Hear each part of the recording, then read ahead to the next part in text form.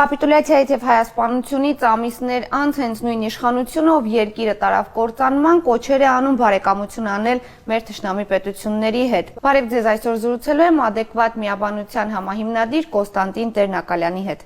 Շնորհակալ եմ հրավերն ընդունելու համար։ Շնորհակալ եմ հրավիրելու համար։ Պարոն Տերնակալյան, հայկականության մասին օրենք, ինչ է ասել այն։ Խնդրում եմ բացել մանրամասնորեն բոլոր ճակերտները։ Շնորհակալություն շատ ընձեռված հնարավորության համար։ Երբ պատերազմն ավարտվեց ու մենք վերադարձանք ու հետևում էինք process-ներին, որոնք կատարվում էին Հայաստանում, մեզ անընդհատ մեզ բաց չէր թողում այն զգացողությունը, որ ինչ որ բան այն չէ։ Մոտ 3 օր պահանջվեց այդ կապիտուլյացիայից հետո, որպեսզի մենք հասկանանք, ձևակերպենք ինչա այն չէ։ Այն չէ, որ քննարկվում էր ամեն ինչ ու ամեն բան, բացի այն միակ հարցից, որ Հայաստանի Հանրապետությունը ու հայ ժողովուրդը դա սուբյեկտայնություն է հաղորդում այդ միավորներին, այս մեծ մոլորակի վրա, Արցախյան հիմնախնդիրը։ Այսինքն,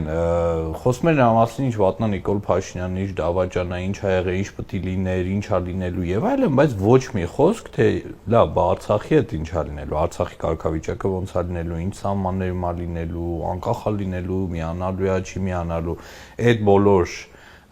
հարցադրումներն ու թեմաները մղվում էին տաբուի դաշտ, ընդ որում հավասարապես ինչքան իշխանական թիմի կողմից, այնպես էլ ընդդիմության կողմից, իսկ դա փակուղի տանող ճանապարհ է,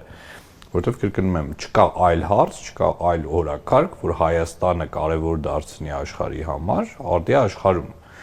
Ու մենք ձեռնամուխ եղանք, որպեսզի այդ հարցը բարձրանա ասպարեզ։ Քաղաքական կոնսուլտացիաներ սկսեցին քաղաքական ուժերի հետ ու մեծ հաշվով մեզ ոչ մեկ չէր ասում դուք սխալ բան եք ասում կամ դա սխալ է, բոլորը ասում են հիմա դրա ժամանակը չի, որովհետև կա, չգիտեմ, Ռուսաստանի վերաբերմունք, կա Եռակողմ համաձայնագիր եւ այլն եւ այլն։ Այդ ժամանակ մենք որոշեցինք փայտի հակառակ ծայրից մոտենալ process-ին, որովհետև այնուամենայնիվ նույն Արցախի կարգավիճակը դա ատլանտիալ է ու ինչ որ հանգրվան, որին մենք գնում ենք, բայց ինքը բուն խնդրու առարկան չի, ինքը ուղղակի մեր պատմության այս փուլում հիմա այդ արտահայտում ունի։ Ու մենք հասկացանք, որ եթե ակադեմիական ուսումնասիրենք մեր պատմությունը, մեր փիլիսոփայությունը եւ այլն, մեր քաղաքական մտքի պատմությունը, մենք կտեսնենք, որ մենք շուրջ 2000 տարի ունենք նույն խնդիրը ու այդ խնդրին չի տրվում հավուր պատշաճի լուծում ու որպես հետևանք, չգիտեմ, 300,000 քառակուսի կիլոմետրանոց հայքը դառնում է արդեն էլի 29300 քառակուսի կիլոմետրանոց Հայաստանի խղճուկ հանրապետություն։ Այդ խնդիրն այն է, որ մեզ շրջապատող արտաքին աշխարհը ու գերտերությունները անընդհատ իրենց շահերը առաջ տանելով փորձում են դա անել մեր հաշվին, որպեսզի Հայաստանի Հանրապետությունը, հայկական պետությունը թույլ լինի, անընդհատ ինչ որ ականներ են ներդնում, ներքին process-ներ են հրահրում, որոնցից թուլանում է մեր միասնականությունը, թուլանում է մեր հայկականությունը, որպես հետևանք թուլանում է պետությունը ու գալիս այն կրիտիկական պահը, երբ որ կարելի է այդ թվում ուժային ներգործությամբ, քեզնից կտոր պոկել, քեզ ոչնչացնել, քեզ ցեղասպանել, մեծ հաշվով հայրենազրկել։ Ըստ այդմ մենք որոշեցինք, որ պետքա ոչ թե բախտիկը մահաճույքին մնալ կամ հույս դնել, որ մի օր այս ժողովուրդը կզարթնի, որովհետև ժողովուրդները ոչ մի օրով զարթնում են, ոչ մի օրով քնում են, ու ինքն իրան երբեք չի լինում այդ process-ները։ Այս փուլում մենք կարծում ենք, որ արդեն կա վաղուց կար այդ հրամայականը, գոնե սկզբի էտապում օրենսդրական կարգավորումների միջոցով վերականգնել մեր հասարակական դաշտում որոշակի տաբուներ, որոշակի չի կարելիներ։ Կետերի մասին, պարոն Տերնակալյան։ Մենք առաջարկում ենք օրինագիծ, որով քրեական պատասխանատվություն է սահմանվելու հայկականությունը մերժող, հայկականությունը վարկաբեկող ցանկացած տեսակի քարոզչության դեմ։ Ընդ որում, այնտեղ կան ծանրացուցիչ հանգամանքներ։ Մի բան է, որ սովորական քաղաքացին ասում է, չգիտեմ, Շուշին դա երբեք հայկական չի եղել, մի անգամ այն այլ բան է, երբ որ դա ասում է երբևիցե պետական պաշտոն զբաղեցրած մարդը ու լրիվ այլ բան է, երբ որ դա ասող մարդը կամ միավորը դա անում է դա ստանալով օտարերկրյա ֆինանսավորում։ Իսկ ինչ ենք հասկանում հայկականություն մերժելը։ Մենք այնտեղ մի քանի առանցքային կետեր ենք առանձնացրել, որը օրինակ Արցախի մասով դա պետքա մեր պատկերացմամբ ներառի ցանկացած տեսակի քարոզչություն, որը հակասում է Արցախի սահմանադրությանը ու Արցախի դե ֆակտո սահմաններին 2020 թվականի սեպտեմբերի 26-ի դրությամբ, ընդ որում մեզ շատ քիչ է հետաքրքրում ինչա բանակցվել մինչև այդ կամ ինչա բանակցվելու մինչև այդ։ Մենք հասկանում ենք, որ կա ակտուալ քաղաքականություն եւ կան օրինակ այնպիսի անախորժ իրողություններ, որոնց հետ չի կարելի հաշվի չնստել, օրինակ կապիտուլյացիա կամ զորքերի հետ նահանջ, հա, բայց այդ չի նշանակում, որ եթե դու ջրականը հանձնել ես Ջաբրայել կամ Ջաբրայել եւ այլն, իրանք դադարել են լինել հայկական։ Ուրիշ բան օրինակ Լենան Ազարյանի հայտարարության հետ կապված որ պետք է բարեկամանամ, ինչ պատիժ կսպասեր իրեն, եթե արդեն գործածվեր օրենքը։ Տեսեք, մենք հիմա բուն օրենքի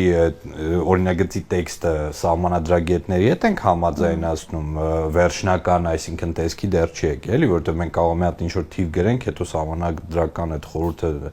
նայի, ասի, գիտեք ինչ տղեկ, էս չի համապատասխանում այս սահմանադրությանը, բայց մինչև 12 տարի կոնկրետ Լենան Ազարյանի այն տեքստը, որ հիմա կա, ենթադրում որ 12 տարի ազատազրկում հասնում կամ պետքա հասնի։ Շարունակելով, ցեղասպանության մերժումը պետքա քրեականացվի, հա, ի թիվս բացի Արցախից, պետքա մերժվի ցանկացած տեսակի մշակութային եւ կրոնական հուշարձանների, հա, մերժումը, որ պետքա պրևենտիվ գործել, հա, որովհետեւ ոնց որ այսօր են ասում Շուշին, երբ դե հայկական չէր, որովհետեւ 90%-ով, չգիտեմ, ադրբեջանցի էր ապրում։ Վաղնեք մենք տեսնելու ենք տարբեր Լենան Ազարյաններ ու Նիկոլ Փաշինյաններ, որոնք ասելու են, որ օրինակ դադիվանքն է ուտիների եկե կրոնական կոթող ա եղել, երբեք հայկական չի եղել։ Այսինքն մեր մոտ արդեն այդ ամոթի շեմը վաղուց անցել է ու մենակ պետպաշտոնյաներ չեն ասելու։ Դա ասել իրենք տարածելու են սկզբում իրանց օֆիցիալ, հա, ինչ որ խողովակներով հետո միանալու են իրանց այն դեբիլաբուծարանները, պերֆեկտիվիներով, մերֆեկտիվիներով, այդ ֆեյքերով բանով, ու հետո հրապարակում, որ ինչ լսում են, դա կրկնում են։ Իդեպ օրերս մենք քաղաքական կոնսուլտացիաների մեջ ենք այս արդեն նախագծի շրջանակներում գործընկերներ, հա, ու դաշնակիցներ ներգրավելու հարցում ու շատ կարևոր ըստիս դիտարկում արեցին վետոյի ժողովուրդը, հա, Նարեկ Մալյանի։ Տեսեք, մի բան է, երբ որ քաղաքացին է, հա, դա ասում ու որ նայես ոչ մի նորմալ առողջ մարդ, հա, հենց այնց տեղը նման բան չի ասում։ Ինքը եթե անգամ ասում է, հա, պարզապես լինում են մարդիկ, ովքեր հիմար են։ Պարտադիր չի իրանք լինեն սրիկ, կարող պարզապես մարդը լինի մի քիչ հիմար, մի քիչ դեբիլ բան, բայց խնդիրը ստեղ ոչ թե այդ մարդու հետ պայքարելն է կամ այդ մարդու դեմ պայքարելը, այլ այն գործակալական ցանցի ու այն միավորների, ովքեր այդ քարոզչական նարատիվը ներդնում են այդ մարդու մոտ, որովհետև սովորական մարդը ոչ մի շահ չունի Հայաստանում ապրելով նման պնդում անելու։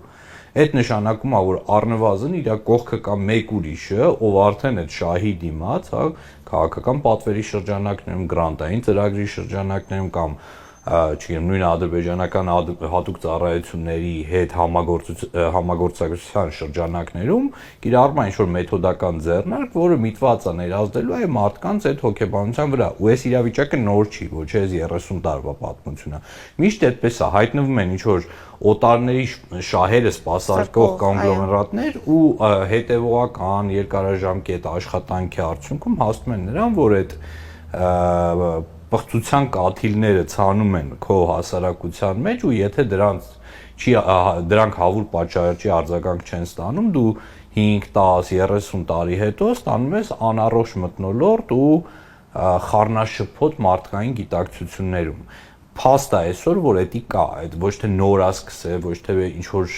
տեսական ռիսկ է, այլ դա մշակված ու վաղուց կիրառվող տեխնոլոգիա է, որը Հայաստանում արդեն իր պտուղները տալիս է։ Այսինքն մենք արդեն այն դիսկուրսներ չպետք է վարենք, արդյոք կարիքը կա, թե չէ, փաստ է, որ այդ process-ը կա ու փաստա որ դրան հակադրվելիք նախկին գործիքներ չեն աշխատում։ Պարոն Տերնակալյան, 2.5 տարուց ավել ականատես ենք եղել եկեղեցու մերժման, հայոց լեզվի կրճատման դասընթացներից, մի խոսքով հայասպանության, հա, ճակերտավոր ասած, ինչի չի արվել այս նախագիծը ավելի շուտ։ Ելնելով այն հանգամանքից, որ Բաբկեն Թունյանը իշխանության ներկայացուցիչ մի շատ ակտուալ մեջ բերում արեց, հա, անգրագետ Հարևան Պողոսի կարծիքը հաշվի չառնելով, այսօր այդ նույն անգրագետները հանդիսանում են իրենց համակիրները, այդ անգրագետներին իրենց բառերն եմ ասում, ինչպես բացատրել այս օրենքի նրբությունները եւ ինչպես բերել այն դաշտ, որը դուք եք մշակում։ Շատ լավ հարց է։ Մենք այդ թվում նաև դրա համար է, այսինքն մեր գործունեությունը չի ենթադրում, որ դա լինելու է միայն մերը։ Որպեսզի մենք հասնենք ցանկալի արդյունքի, պետք է հնարավորինս լայն կոնսոլիդացիա ընդդիմադիր դաշտում, որովհետև այդ թվում ռեսուրսային տեսանկյունից adekvat միաբանությունը բավարար թվով մարդ չունի, որ գնա հերթով բոլորի հետ խոսա, որովհետև ինչ որ մի փուլում որպեսզի այս օրենքը կյանք միսուարին ստանա ու կյանքի կոչվի, հա, մենք ըստ երևույթի հասնելու ենք հանրաքվեի։ Համենայն դեպս մենք միտված ենք դրան, որովհետև process-ը պրոցեդուրալ տեսանկյունից այսպես է, պետք 3 տարբերակ կա, որով օրենքը կարելի է մտցնել խորհրդարան, բայց դա գործի կեսն է, որովհետև դու կարող ես այլ խորհրդարան մտցնես ու Նիկոլի ուսապարկերը այդ օրինագից տապալ են։ Նշանակում է արդյոք որ վсё, դրանով խաղը վերջանում է ու էս ինչ որ տենց սիրուն ազգային պոպուլիստական շոու է, ոչ, դրա համար պետքա 4-րդ սահմանադրական ճանապարհին պատրաստվել, դա հանրաքվեն է, որը հնարավոր է, եթե դու սկզբում 50,000 ստորագրություն ես հավաքում, մտցնում ես պարլամենտում մերժում է ու դրանից հետո 2 ամսվա մեջ պետքա եւս 300,000 Երբ է սկսվելու ստորագրահավաքը։ Այդ էի ասում գալիս էի դրան, որպեսզի հնարավոր լինի այդ փուլերին հասնել, պետքա շատ մասշտաբային լայն աշխատանք, պետքա կոպիտ ասած ամեն տուն Հայաստանում, որտեղ ապրում են մարդիկ, կամավորը մտնի ու այդ մարդկանց փորձի բացատրել ինչ է այս օրենքը, ինչու է հենց այդ մարդուն, ով ապրում է այդ տանը, պետք է այս օրենքը ու ոնց է պետք անել, որովհետև այնպես է չի որ կարաս օրինակ այդտեղ փողոցում պալատկա դնես, մարդիկ մոտենան ստորագրան, պրոցեդուրան այդպես չի։ Եթե հասնենք ստորագրահավաքի, այդ մարդը պետքա վեր կենա, գնա իր թիմ մարմին, այնտեղ պետպաշտոնյայի ներկայությամբ համապատասխան ձևաթուղթը լրացնելով իր ստորագրությունը տա։ Հեշտ չի։ Բարդ գործը դրա համար է, ասենք օրինակ իմ այստեղ գտնվելը այդ process-ի ուղղակի առաջի քայլերից մեկն է։ Պետքա նախ ապահովել տեղեկատվական, քարոզչական ֆոնը սկզբում։ Ինվենտարիզացիա անել, հա, ինչ ռեսուրս ունենք, ովքեր են մեզ միացել, ինչ հնարավորություններ ունենք, աշխատանքի բաժանում անենք ու մի քանի ամիս կամ ինչքան որ պետքա դա տևի տեղեկատվական արշավից հետո նոր արդեն ձեռնամուխ լինել ստորագրություններ հավաքելուն։ Սա երկար գնացող process է, ամիսներ հաստատ պահանջելու էլի։ Կարելի է թեկուզ վաղը սկսել, հա, պրոցեդուրալ տեխնիկական տեսանկյունից դա բարդ չի, ասենք, գնաց մտնես ԿՀ-ում 25 հոգան շտաբ ես կազմում ու տապալել դա։ Բայց սա չափազանց պատասխանատու, հա, առաքելություն է, որպեսզի դա բերես տենց ինչ որ փողոցային պարզունակ հերթական ակցիայի մակարդակի ու ըստ էությամբ զրկելով հետագայում այս հարցը հավուր պատշաճի արծարծումից։ Կպել ենք, պետքա խաղանք ու պետքա խաղանք բոլոր հնարավոր ռեսուրսների ներգրավումով։ Պարոն Տերնակալյան, Ալեն Սիմոնյանը ապրիլի 24-ին պարտադրված ծաղիկներ խոնարհելուց հետո հարցազրույց տալիս ասաց, որ շատ է թշնամանքը, մենք ունենք բանաստեղծություններ, անգամ թշնամիներին վերաբերվող երգեր, որոնց վերջը պետք է տալ։ Հիմա այս օրենքի նախագիծը եթե ընդունվի, ինչ է սպասվում, օրինակ Ալեն Սիմոնյանին։ Էլի 12 տարի ազատազրկում։ Նորից նույնը։ Կոնկրետ այդ բան, դե եթե ընդունում ենք, որ այս ձևով է անցնում, տեսեք, եթե նա հանրային պաշտոն է, պետական պաշտոն հիմա էլ է զբաղեցնում, անգամ եթե, չգիտեմ, 10 տարի հետո ինքը էլ պաշտոն չզբաղեցնի ու կրկնի նույն արտահայտությունը, այն փաստի համար, որ ինքը նախկինում պետպաշտոնյա եղել, էլի է 12 տարին է։ Եթե պարզվի, որ դա արվում է, որովհետև ինքը, չգիտեմ, Սորոսի հիմնադրամից օրինակ գրանտի շրջանակներում պետք է այդ քարոզությունը իրականացնի, մենք առաջարկում ենք այդ ձևի գործունեությունը իրենց հանրային վտանգի տեսանկյունից հավասարեցնել պետական դավաճանությանը կամ լրտեսությանը, որովհետև ըստ էության մեր համար ինչ տարբերություն քո երկրին վնասելու կամ ներքին սաբոտաժ անելու համար գործում է, չգիտեմ, ադրբեջանական հատուկ ծառայության աշխատակից, որ աշխատավարձ է ստանում, թե այդ կամ այլ ծառայությունից ֆինանսավորվող, բայց նույն արդյունքի համար աշխատող մարդ։ Քո համար կարևոր է պագոնով ադրբեջանցի ռազմետչիկա, թե չգիտեմ, ինչ որ հիմնադրամի փողերով նույն այդ ռազմավարչի գործառույթը կատարող Հայաստանի քաղաքացի։ Ըստ այդմ խիստ է լինելու, չի կա մենք ամենայն դեպս ձգտելու ենք նրան, որ հնարավորինս խիստ լինի։ Մենակ այդ չի իշխանությունը արել, տեսեք, մեր երկրում գործում է թուրք քրֆելու օրենքը, չէ՞, այսպես կոչված, ու այն ինչ որ ասում Ալեն Սիմոնյանը իրականում քրեականացված է օրենքի տեսք ունի։ Մեր Արտուր Դանելյանն է արդեն, չեմ սխալվում, 3 հատ այդ հոդվածից իր վրա ունի, որ հենց այդ գործերը քննության մեջ են։ Եթե այս երկրում պետք է գործի թուրք քրֆելու օրենք, առավել եւս որն է պատճառը, որ չպետք է գործի հայ սիրելու օրենք։ Որովհետեւ մենք ինչ ենք առաջարկում, այդ մենք մենակ պատժի կողմն ենք տեսնում, բայց այս օրենքի փիլիսոփայությունը ինքներս մեզ սիրելն ու գնահատելն է, ընդ որում ոչ թե ճորոմ ու չհիմնավորված, փաստական ու կենսական, որովհետև երբ որ դու ասում ես հայը քարից հաց քամող ժողովուրդ է, բայց դու տենում ես, չգիտեմ, Ավստրիայի արտերը ու Հայաստանի արտերը, քո մոտ կոգնիտիվ դիսոնանս է առաջանում, որովհետև դու տեսնում ես, որ եթե մենք քարից հաց քամող ենք, ուրեմն ավստրիացիները երևի տես, չգիտեմ, վոլֆրամից են հաց քամում, էլի, բայց երբ որ դու վեր ես կան ու մեծ հաշվով դա հանրային վտանգ չի ներկայացնում, որ ասես չէ, այդքան է տենց չի, բայց երբ որ դու ասում ես, որ դե Արցախը մերը չի, դու վաղն ասելու ես դե Սյունիքն է մերը չի, չինեմ Շիրակն է մերը չի, դա բերելու է պրակտիկ հայրենազրկման տարածքային ու նաև պատրիոտիդի մյուս էտապներին, որը ենթադրում է այդ թվում էթնիկ զտումներ ու ցեղասպանություն են, ինչ եղավ Արևմտյան Հայաստանում 100 տարի առաջ։ Այսինքն, որpիսի մեր թորներին մենք ունենանք թողնելու հողի կտոր հայրենիք, հա, ու մինիմիզացնելու են ռիսկերը, որ իրենք կառերեսվեն այն տհաճություններին, որոնց առերեսվել են մեր պապերը 100 տարի առաջ։ Դրան պետք է նախապատրաստվել հիմա, որովհետև բոլոր նախադրյալները այսօր որ կա, ընդհակառակը բերելու են հենց այդ ամեն ինչից մենք ուզում ենք խուսափել։ Երբ որ հայ մարդը մոռանում է, որ ինքը հայ է, մոռանում է ինչա դա նշանակում, ինչա դա ենթադրում, իրեն որպես կանոն ցեղասպանում են, հայրենազրկում են, վտարում են իր երկրից։ Մենք չենք ուզում դա ոչ մեր համար, ոչ էլ առավել ևս մեր թորների համար։ Ցավոք սրտի մենք հասել ենք այն հանգրվանին այդ մանկուրտության, կարճ հիշողության ու անպատասխանատվության մեջ երկուստ եք, հա, համ վերնախավի, համ սորական ժողովրդի մակարդակից, որ դա տեսական ռիսկից վերահացվում է մեր կենցաղի։ Հասկանում ես, օրինակ, չգիտեմ, դարասկզբին 20 թվին Սյունիքում Գարեգին Նժդեհն ու իր համակիները մարդկանց գնդակահարում էին իրենց պատկերացրած հակահայկական դրսևորումների համար կամ Թաթևի ձորից շպրտում էին, հա, այսինքն գործում էր տաբու, երբ որ իրան գնացին, անգամ դրանից հետո Սյունիքում տենց թուրքի կենաց չեն խմում, չէ, ոչ ասում էին հա դե ինչ տարբերություն եւ այլն, որովհետեւ գործում էին այդ թվում շնորհիվ նկարագրած գործողությունների որոշակի հանրային տաբուներ, որ չի կարելի ամոթ է, մեկը տենց բան աներ, չգիտեմ, Թուրքիա այդ ամուսնանում էր ու ինքը դառնում էր իզգոյ, ինքը ստիպված էր լինում իր հայրենի բնակավայրից տեղափոխվել այլ տեղ ապրելու, որտեղ իրան չեն ճանաչում։ Հիմա այդ ամեն ինչը մեռնում է աստիճանաբար։ Հիմա քո ամենաբարձրաստիճան պետական այրերը առանց ամաչելու վեր են կենում ու հայտնի Թուրքիա հետ քիրվայություն անելու քարոզն են անում առանց որևիցե խնդիր ունենալու, հետո փողոց դուրս գալու հարցում։ Նույնը անում է Հայաստանության համար Նիկոլ Փաշինյանը առհասարակ պարզապես ներողություն խնդրեց ժողովրդից իր սխալը ընդունելով դա, խնդրեց ներողություն նրա համար, որ Շուշին ու Հադրութն է հանձնել։ Ներողությունը բավարար էր արդյոք այդ ամենն իրականացնելու համար, պարոն Տեր-Նիկոլյան։ Այն ժողովրդի, այսինքն այդ հրապարակում հավաքվածների մեծ մասի համար ես կարող հարցնեմ, իսկ իրենց քանի տոկոսն է գործնական որևիցե բան արել, որ այդպես չլինի։ Այսինքն Facebook-ում ստատուս հաղդելու են գրելուց բացի։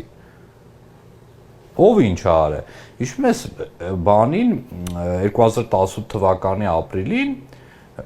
երբ որ հաղորդում էր, որ էլի զորքերի կուտակում կա ժողովուրդ սպառնեք, նույն Նիկոլ Փաշինյանը տենց երևի 100,000-անոց հրապարակում էլի ճղճղաց, որ մեզ թուրքով են վախացնում, եթե պետք կնի, ստեղից այսքանով կգնանք բան կանենք։ Ու հիմա հարց, այդքանից։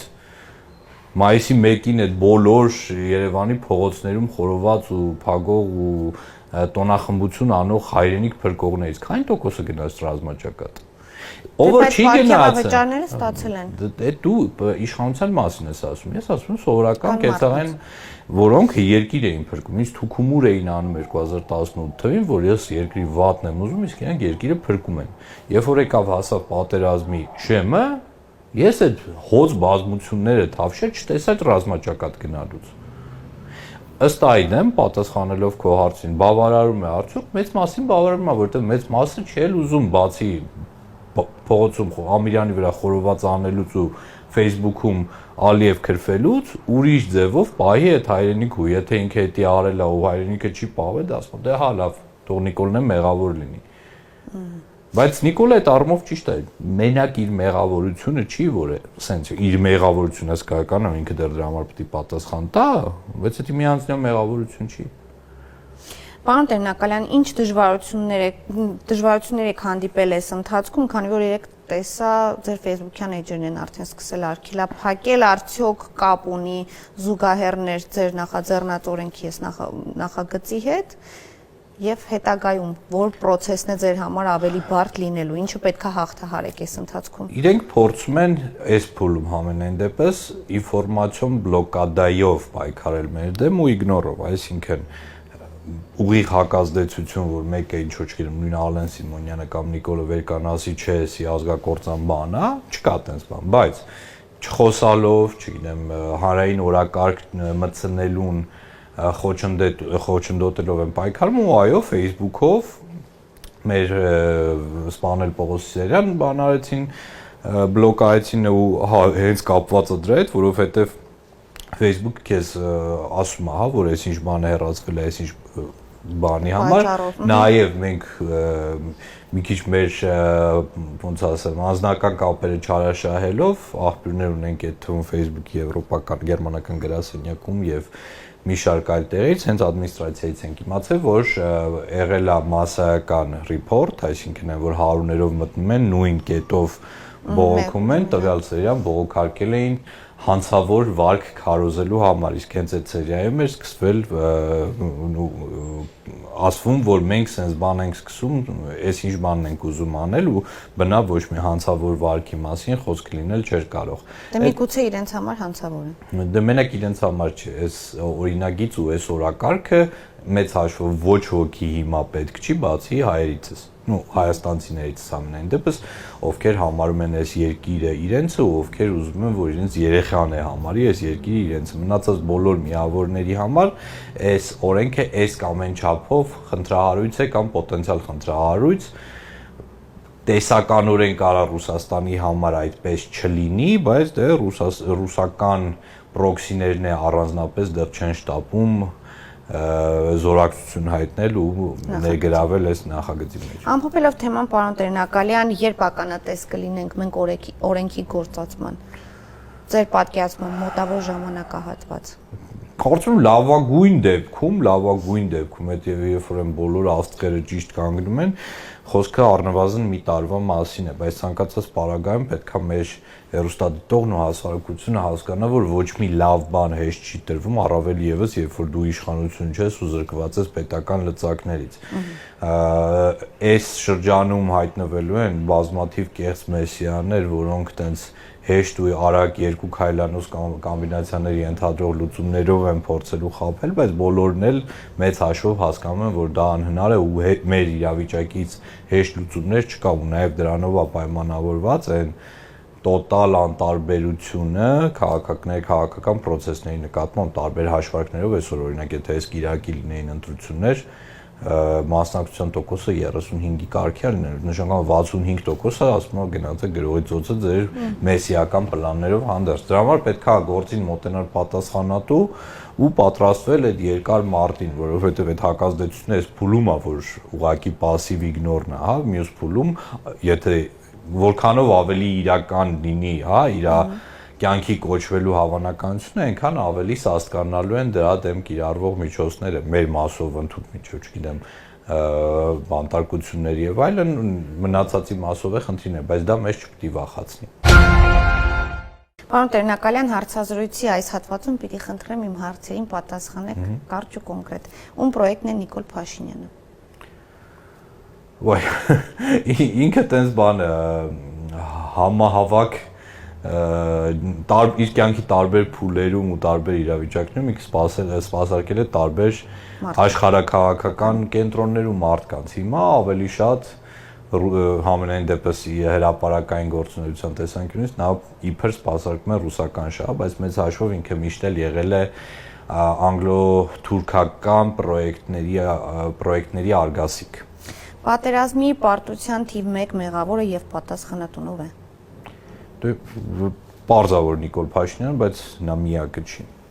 Մեկ բառով բնութագրեք գործող իշխանությանը։ Անհայրենիք։ Նախկինների ամենամեծ սխալը Կոնֆորմիզմը, որ արտահայտվում էր նրանով, որ իրանք այս ամեն ինչը հասկանալով փորձում էին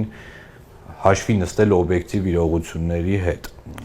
ու Սպարտակը կառուցելու փոխարեն փորձում էին կառուցել ինչ-որ արևմտաեվրոպական բարեկեցիկ երկիր, որը անհնար էր ու բերեց այս սոցիալական բևեռացմանը ու եթե ինչ-որ սիմվոլիզմով խոսենք, ամենամեծ սխալը ու այդ կոնֆորմիզմի դրսևորումն այն էր նրանց կողմից, որ համենայն դեպս երկրորդ ու երրորդ նախագահների պարագայում, որ նրանք այդ իրենց մաշված գիծելները պատերազմի հանեցին, կախեցին, տեղը հական թանկարժեք կոստյումներ։ Ձեր պատկերացրած դատավճիռը գործող իշխանություններին եւ թիվ 1 մեղավորին, պարոն Տերնակալյան։ Ну, բոլորին նույնը երևի չի ասնում, թիվ 1 մեղավորը ես բազմիցս գրել եմ ու գրելու եմ ու ասելու եմ դրա մասին, պետքա սատկի ու գերեզման չունենա, իսկ մնացածը իրենց մեղավորության չափի, մեկը թունել կփորի, մյուսը, չգիտեմ, 20 տարի բերդ կնստի, երրորդը կգնդակը արվի կամ կաքսորվի, ամեն դեպքում խիստ է լինելու։ Ձեր պատկերանցմամբ այս ընտրությունները հնարավոր է արդարանցնեն, եթե մեր օրերի Վան Գոգը նույն ինքը Տիգրան Մուկուչյանն է լինելու կենտրոնական ընտրական հանձնաժողովի նախագահ եւ Նիկոլ Փաշինյանի գլխավորությամբ է անցնելու։ Գիտես, ես քաղաքական մեր ընտրություններին հետևելով տարիներ շարունակ կարող եմ ասեմ, որ Տիգրան Մուկուչյանի կերպարը մի քիչ ուռճացրած է։ Խնդիրը նախորդ ընտրությունների ու այս ընտրությունների այն չի, որ տենց Մուկուչյանը բռնում է, թե ինչ-որ նենց թվերագրում, որ չի եղել։ Չէ, ուղղակի իշխանությունները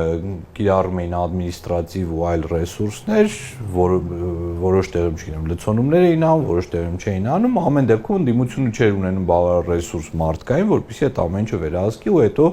չէին ունենում, չէին հավուր պատշաճ չէին աշխատում, որպեսզի իրանց սնանկությունը, հա,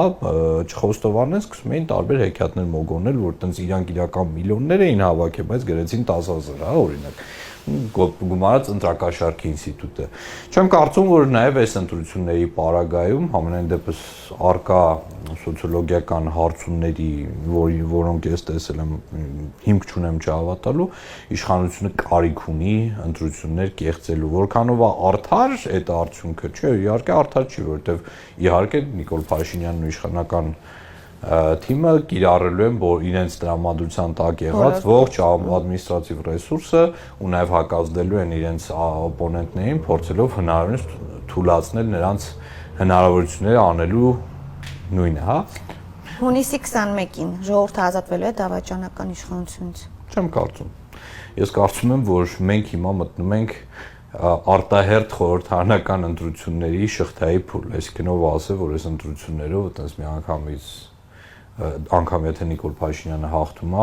մեր մոտ քաղաքական ճգնաժամը հաղթարում է, ով ասե, որ ասենք եւս 6 ամիս կամ մի տարի հետո նորից ընտրություններ չեն ելնելու։ Adekvat միավորության առաջնորդ Արթուր Դանիելյանը շատ ակտիվ քննադատում է գործող վարչապետ Նիկոլ Փաշինյանին։ Երբևէ հարցրել եք, որ դրսում Նիկոլ Փաշինյանը իրեն բարևեր, ինչպիսի պատասխան կտար։ Ես կարծում եմ հարցնելու կարիք չկա ու նաև վստահ եմ, որ պատկան մարմիններն ու տարբեր աշխարհակաղակական կենտրոնները կերաշխավորեն, որպեսզի Արթուր Դանիելյանը Նիկոլ Փաշինյանին բանավոր հարց տալու հեռավորության վրա չհայտնվի։ Հայաստանի եւ Արցախի քարտեզը երբ կփոխվի ի օգուտ մեզ։ Դժվար է ասել, բայց պետք է։ Եվ ում շնորհիվ կփոխվի, պարոն Տերնակալյան։ Դժվար է ասել, այս տարածաշրջանի ու մեր երկրի սահմանները վերջ 2000 տարվա մեջ անընդհատ փոփոխվում են, կոպիտ ասած չի եղել տենց 50 տարի, որ ինչ որ փոփոխություն չլինի ու գրեթե երբեք դա զուտ մեր ներքին գործոնով պայմանավորված չեն եղել, ոնց որ պայմանավորված չէր մեր ներքին գործոնով այն փոփոխությունը, որը ֆիքսվեց 94 թվականի մայիսի 12-ին։ Ինչ խոսք, որպեսզի հայանպաստ փոփոխություն լինի, մեր ներքինը պետքա ուժեղ լինի։ Դու չես կարա դիվանին պարկած խպարտ խայռենասերների բանակով գնաս ու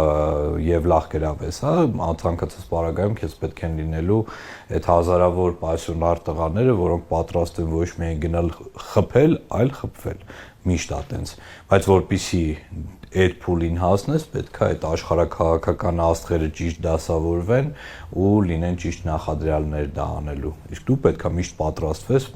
այն մտքով, որ այ վաղը հենց այդ ճիշտ նախադրյալը կարա լինի ու դու ժամանակը բաց չթողնես, որտեղ էլ եմ ասում, ոչ մեկ քո տեղը չի գնալու, չգիտեմ, պատմական Հայաստան վերականգնի, ոչ ռուս զինվորը, ոչ պարսիկը, ոչ չինացին, ոչ ամերիկացին, ոնց որ ադրբեջանցիների համար, հա, որ մեծ հաշվով ինչու հեքիաթ ուզում է պատմի,